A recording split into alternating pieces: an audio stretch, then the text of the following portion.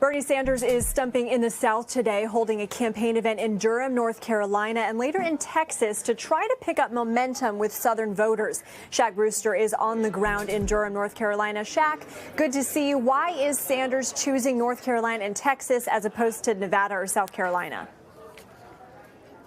Great question. You know, this is the first campaign stop that we've seen him have since he won in New Hampshire earlier this week. And he's coming to North Carolina and then going off to Texas today.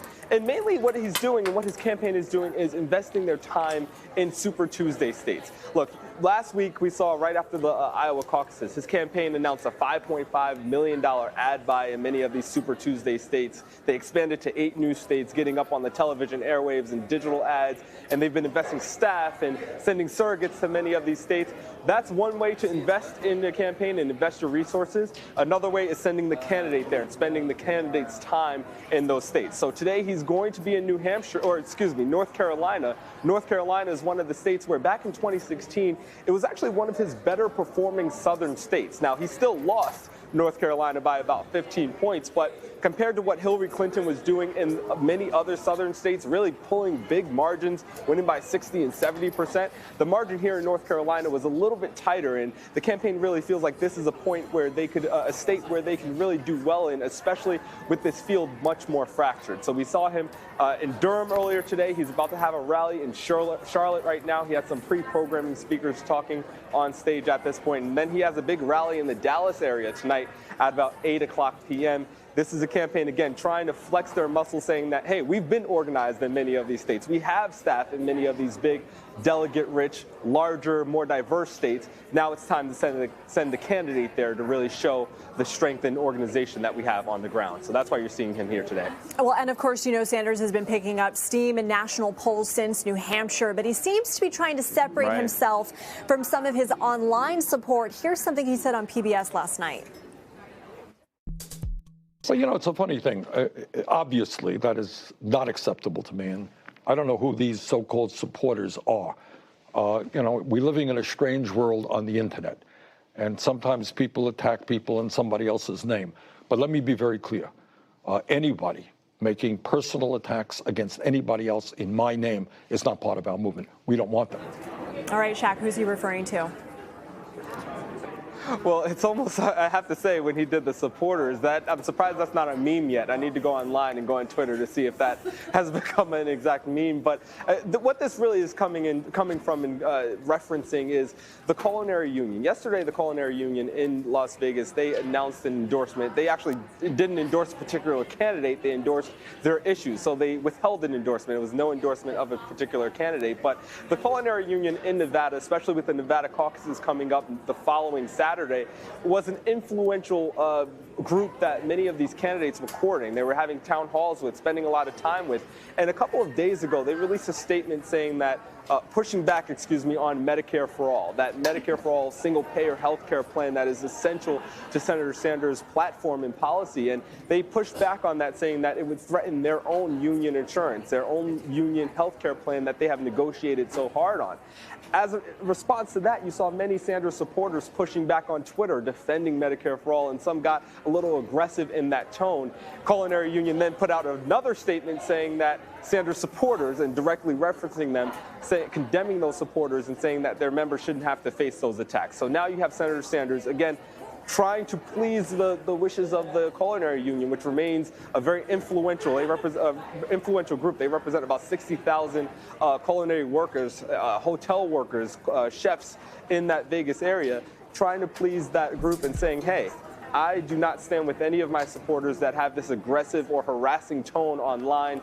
His movement is one of positivity, as he says, and that's the tone that he was trying to set when answering that question with PBS last night. All right, Shaq, and we know Joe Biden is hoping to make a comeback in the primary in South Carolina because of his support among black voters. Does the Sanders campaign feel they can win over some of them?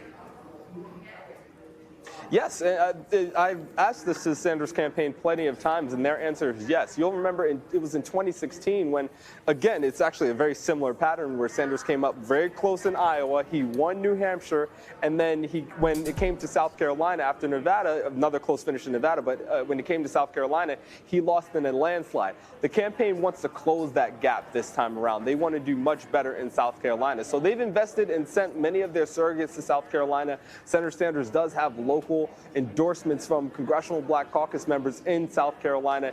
He does have some support on the ground there, and they've been putting in television ads. He's been going to black churches during his trips to South Carolina. So he has been investing heavily in South Carolina. His campaign, and I spoke with Senator Sanders the morning of the New Hampshire primary, and I got to ask him, what is he going to do to build out his support beyond the first two states? There was a poll that came out earlier this week, that said Senator Sanders was leading. It was a Monmouth poll, leading among all non-white voters at a national level. He pointed to that. He said, we're trying to build a multiracial, multi-generational coalition. That's what you're trying to see, and that's what this campaign is highlighting with their support that they have in North Carolina. He was in Durham, North Carolina, which was a very predominantly African-American location, big, diverse area. He's making outreach to African-Americans a priority. Nina Turner, who regularly introduces him on the campaign trail, Nina Turner pushed back a little bit against Mayor Michael Bloomberg, saying that the ads that you're seeing from Mayor Bloomberg, the support that Bloomberg is pushing is not as true, and trying to say that Senator Sanders is a true candidate for African Americans here in North Carolina and also there in South Carolina. Well, let's speak about some of the competition with the other candidates. We know Buttigieg and Sanders have the highest number of delegates coming out of Iowa and New Hampshire. But who does the Sanders campaign deem to be their biggest competition right now? Who worries them the most? I think right now you're really seeing them target Mayor Pete Buttigieg. They also know and they see him waiting in the wings. You see Mayor Mike Bloomberg right there. Mike Bloomberg is not competing as much in these first four states, so they have been focused on Vice President Biden. But right after the Iowa caucus, what you saw was this campaign shift their attention from Vice President Biden, which is where Senator Sanders was launching many of his attacks initially, talking about things like Social Security, talking about the Iraq War, the bankruptcy bill. He shifted his attention from Mayor Mike Bloomberg toward Mayor Pete Buttigieg. And his line of attack against Mayor Pete was that he is the candidate of billionaires. Where is Mayor Pete right now? Well, he's on the fundraising circuit right now, helping to fundraise in the West Coast, fundraising with billionaires, doing high-dollar fundraisers. Senator Sanders made reference of that earlier today, saying his campaign is one that has 7 million individual contributions from about 1.5 million people. He's making the point that he's the candidate of the working class. Mayor Pete is the candidate of the high-end, high-donor class. We'll see what voters say and what they end up believing. Shaq Rooster reporting from North Carolina. Thanks, Shaq. You got it.